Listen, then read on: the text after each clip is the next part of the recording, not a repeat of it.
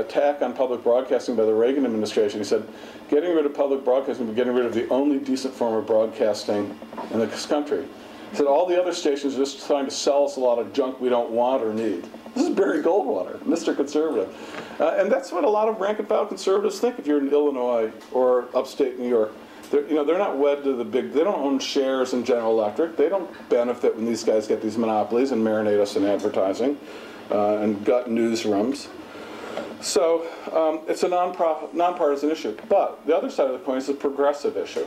It's a progressive issue. And it's progressive because if successful, it's going to empower people who aren't rich, who don't have resources, to be able to participate and govern their own lives, to organize and be effective political actors, to have genuine political equality. And while in this society, you have every politician says they're for democracy. I mean, that's sort of a staple of entry. You say, yeah, of course I'm for democracy. Don't believe it for a second. There are very powerful forces in society that have no interest in genuine democracy. And they're threatened by it, both economic and political interests. And this movement is a real distinct threat to them on those grounds. So we're a progressive movement, and we're nonpartisan. And as a progressive movement, we attract a lot of people from the political left, who are progressives by nature, who believe in egalitarian work, but not just people on the political left. And one of the things we're finding that's quite interesting is that this whole conservative era that we've lived through the last 3 decades, and some of you, most of you are far too young to remember the entirety of it. Mark and I have had the privilege of experiencing the whole enchilada of the conservative era. It's really collapsing now, and we really see it in our work, that the sort of traditional mantra of conservatism to address social policy issues like media just don't hold up. They say, well, we have to let the free market do its thing. Well, there's no free market in media. It's all government. We're just talking about who the regulation is going to work for. There are going to be regulations. There are going to be monopoly licenses.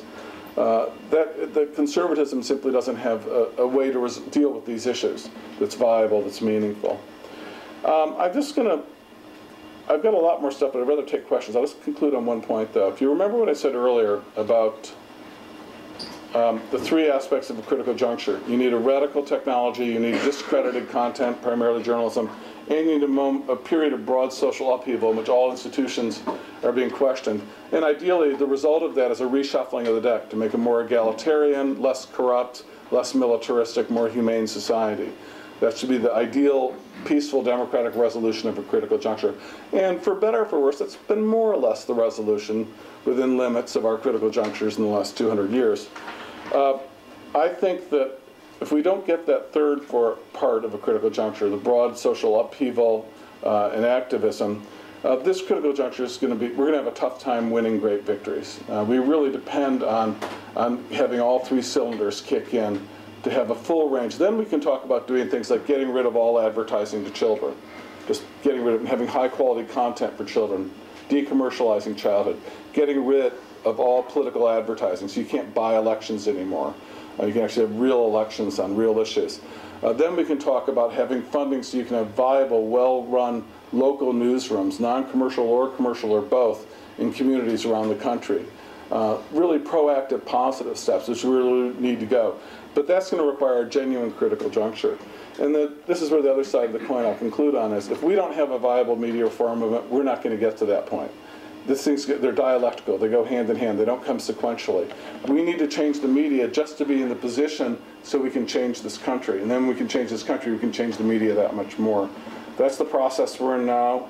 It's an exciting moment. The next 3 to 5 years will really, in all likelihood, determine everything, and I hope you'll all join us and participate. Thank you.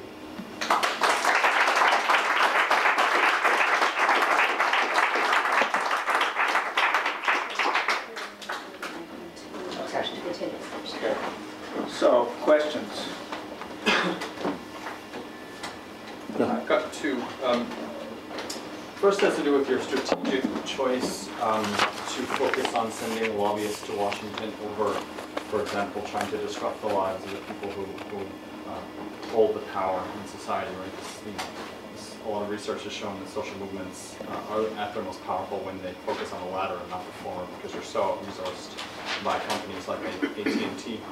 The second has to do with the connection that Jefferson and you implicitly drew between press freedom on the one hand and battling inequality on the other hand. I think a lot of the benefits of having a free press are self-evident. We talked about a lot of them today.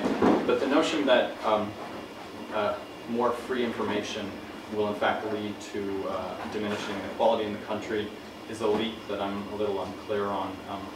I think it's one that we sort of embrace as progressive media reformists, but I'm not sure that the research is there to suggest and what the linkage is explicitly. Is it information? Is it ideology? Is it class consciousness?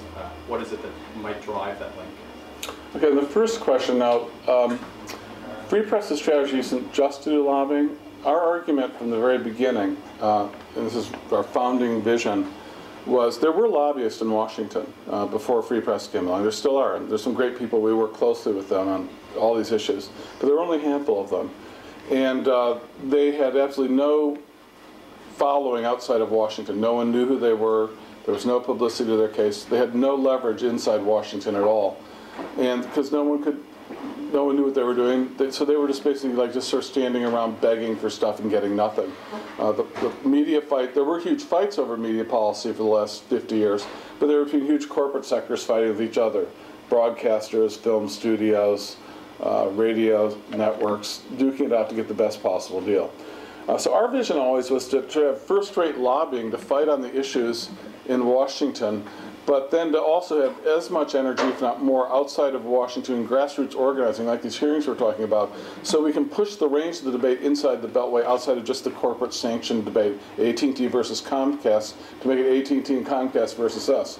I mean, we made net neutrality an issue. They didn't. I mean, if we hadn't organized outside the Beltway, that wouldn't be an issue. It would be gone. We wouldn't be there at all. So the vision was always we had to organize with one foot in each camp, because we had to extend the range of the legitimate debate by using grassroots heat, but we had to actually win these policy fights. And I think maybe the difference with the examples you're talking about with other social justice groups is that this is we consider AT&T illegitimate because of its government license. The bad guys here really aren't the corporations in a sense. They're doing what corporations do. The bad guys here are the politicians who give them monopoly licenses, the regulators who give them the monopoly licenses. They're the ones who are supposed to answer to us, and they're the ones we want to make pay for it.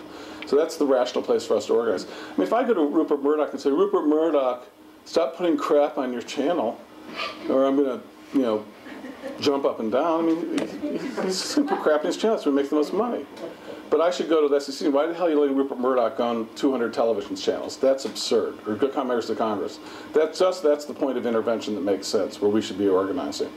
And that might be, I don't think that necessarily contradicts it, but I think it's because of the nature of how these industries are government created. And their government licenses that really authorize directly and indirectly these existence.